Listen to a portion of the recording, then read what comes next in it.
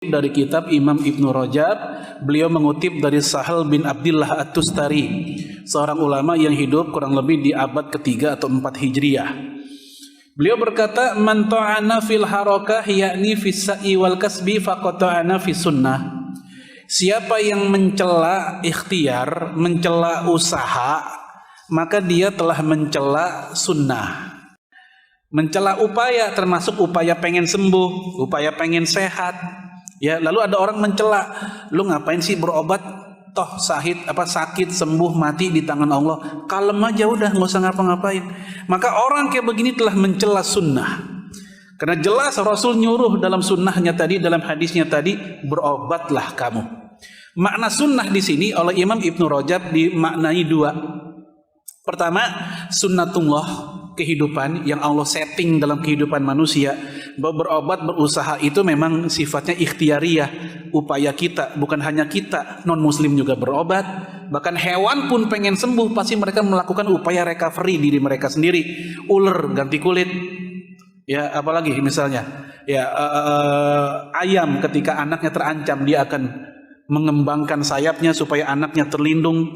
Ikan ketika anaknya terancam dia akan masukin tuh anak ke dalam mulutnya. Ini upaya-upaya penyelamatan hewan. Hewan aja ngerti supaya bagaimana hidup selamat. Ya, maka manusia pun yang kita dianugerahi otak, akal, pikiran, tentu kita juga punya cara untuk seperti itu, dan hal itu halal, enggak termasuk kategori menentang takdir. Malah di sini dikatakan orang yang menentang atau menjelek-jelekan usaha atau ikhtiar, dia telah menjelek-jelekan sunnah. Kemudian waman to'ana fit tawakkul, kebalikannya, orang yang mencela tawakal, mencela sikap tawakal, faqad to'ana fil iman, itu orang telah mencela keimanan.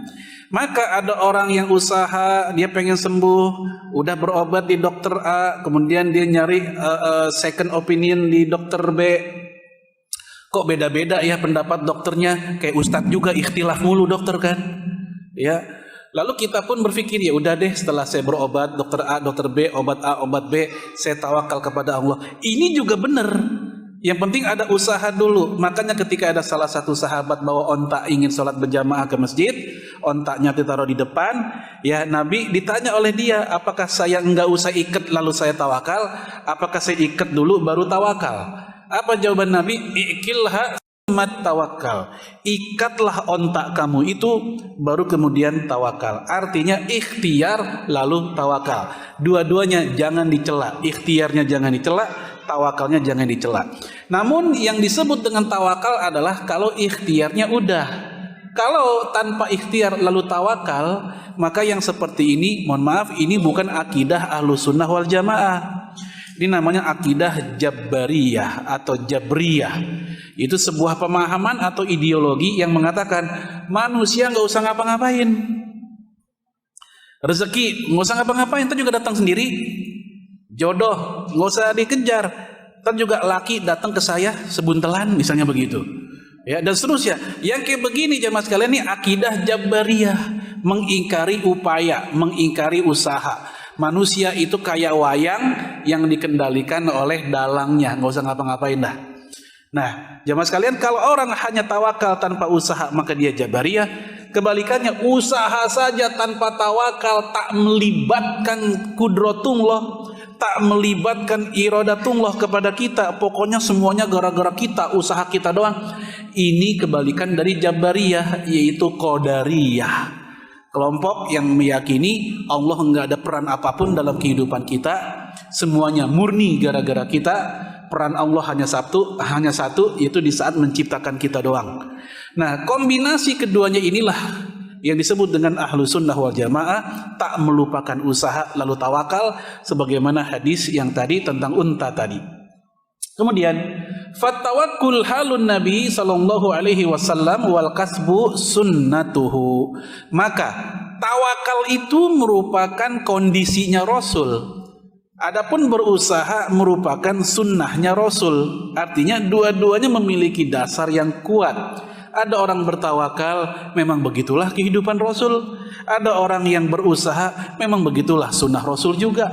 Nah, dua-duanya mesti kita pakai, mesti kita jalankan, karena Rasulullah alaihi salatu wasalam tidak mewariskan salah satunya aja, tapi beliau mewariskan kedua-duanya untuk kehidupan kita.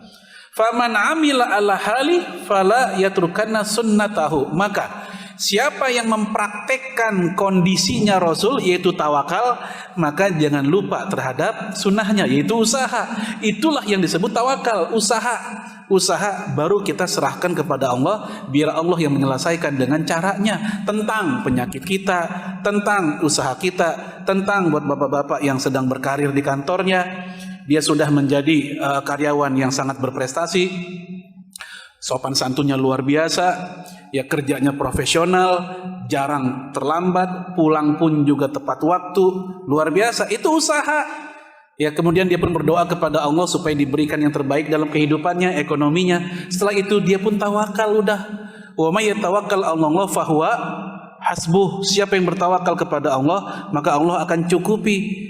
Nah, dengan kombinasi semuanya itu, biarlah Allah nanti yang mencukupi. Entah dengan cara berupa naik, itu dia kondisi karirnya di kantor, atau mungkin dengan cara karirnya tetap, tapi gajinya yang dinaikin, atau dua-duanya tetap, tapi penghasilan dia, pengeluaran dia di luar.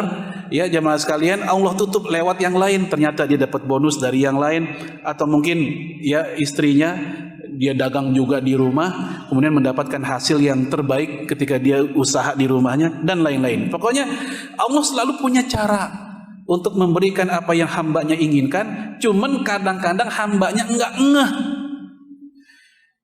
Kan gue minta A ya, kok kagak pernah ada jawabannya, padahal Allah udah kasih. Tapi yang Allah kasih bukan A, B, atau C, atau D, yang ternyata B, C, atau D itu lebih kita butuhin sebenarnya, atau lebih bermanfaat buat kita, cuman kita nggak nyadar. Ya ternyata Allah kasih yang lain.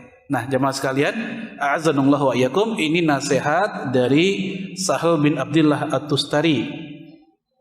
Nasihat kedua dari Imam Ibnul Qayyim dalam kitab Zadul Ma'ad. Ya beliau pun memperkuat dari apa yang dikatakan oleh Imam Sahal tadi, bahwa berobat itu tidaklah menafikan tawakal. Jadi orang berobat itu enggak mengingkari tawakal, enggak mengingkari takdir atau ketetapan tawakal. Dia bagian dari kesempurnaan tawakal. Wa fil ahadits as-sahihah al-amru bitadawi. Hadis-hadis yang sahih memerintahkan kita untuk berobat. Jadi hadis-hadis yang sahih bukan cuma satu hadis doang, banyak hadis memerintahkan kita untuk berobat. Wa annahu la yunafi tawakkul. Nah, ini sama sekali tidak mengingkari sifat tawakal. Kama la yunafihi daf'u da'il ju' wal atash wal har wal barq bi addadiha. Sebagaimana ketika ada orang yang lagi ngalamin lapar, haus, kedinginan, kepanasan, lalu dia pun melakukan aktivitas yang berlawanan dengan itu. Lapar berarti ngapain? Makan. Haus berarti minum. Kedinginan berarti berselimut. Kepanasan berarti ngadem. Nah, aktivitas itu semua kata Imam Ibnu Qayyim tidak berlawanan dengan tawakal. Karena ada sebagian orang yang cukup ekstrim, ketika dia kepanasan, terus temennya bilang, di sini lebih adem. Nggak usah. Kok nggak usah?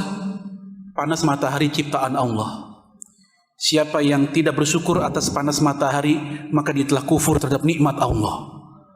Ini kan luar biasa sebenarnya, tapi saat itu bukan pada tempatnya. Kenapa? Karena Rasul sendiri pernah ngadem. Rasul sendiri pernah lagi bulan puasa, saking panasnya, diceritakan dalam kitab Al-Muwatta'nya Imam Malik, langsung Rasulullah pulang di Ramadan nih, pulang ngebasahin badannya.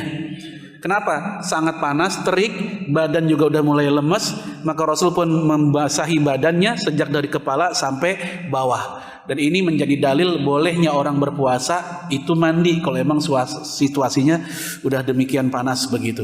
Nah, tidak ada yang mengatakan Rasul kurang tawakal nih, kan matahari dari Allah panasnya, kenapa pakai mandi segala? Tidak. Sehingga di saat kita kepanasan, kedinginan, kelaparan, kehausan, lalu kita melakukan aktivitas yang menghilangkan itu semua, maka itu sama sekali tidak menghilangkan sikap tawakal. Baik, Nah, di sini cukup unik ketika Ibnu Qayyim mengatakan bal la tatimmu haqiqatu at-tauhid illa bi mubasyaratil asbab. Bahkan tidak sempurna hakikat tauhid seseorang, lihat, enggak sempurna tauhid seseorang ketika dia enggak ngambil sebab. Jadi ketika orang ngambil sebab hilangnya lapar, makan. Sebab hilangnya haus, minum. Nah, ketika ada orang nggak ngambil sebab, nggak sempurna akidahnya. Kudu dia ngambil sebab. Lapar, ya makan. Haus, ya minum. Dengan demikian akidah Anda sempurna. Jadi bukan lapar, tahan aja, santai, sampai Allah mematikan saya atau menghidupkan saya. Nggak begitu. Ya, motor bannya bocor atau bensinnya habis, dorong sendirian, rumah masih jauh, mana jam 1 malam. Orang lewat nawarin bantuan, Pak, mau saya bantu nggak? Pak, mau saya setut nggak? Kan istilah setut sekarang ya. Pak, mau saya beliin bensin nggak? Apa jawaban dia? Iyyaka na'budu wa iyyaka nasta'in. Hanya kepada Allah tempat saya minta pertolongan. Silakan Bapak pergi duluan. Dorong lagi. Enggak begitu, kata Imam Ibnu Qayyim. Justru kesempurnaan akidah ketika dia ngambil sebab, termasuk sebab pertolongan saat itu kesempurnaan akidah dia. Nggak apa-apa. Oh, makasih banyak Pak, ya Allah saya capek banget dorong dari Kebayoran ke Cakung, dorong jauh banget. Ya, untung Bapak lewat. Nah, yang kayak begini nggak apa-apa. Dia tidak bertentangan dengan tawakal, justru itu tanda kesempurnaan akidah.